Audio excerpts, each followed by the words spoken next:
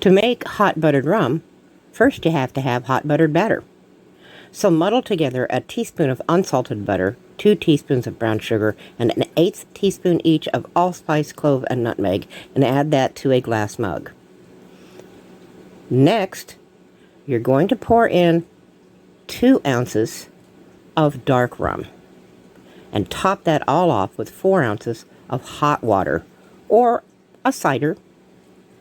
Now, dust on some extra of the spices, add a cinnamon stick, give everything a nice stir, and you're ready to enjoy your hot buttered rum. Recipe from martinidiva.com. Enjoy and cheers, my dears.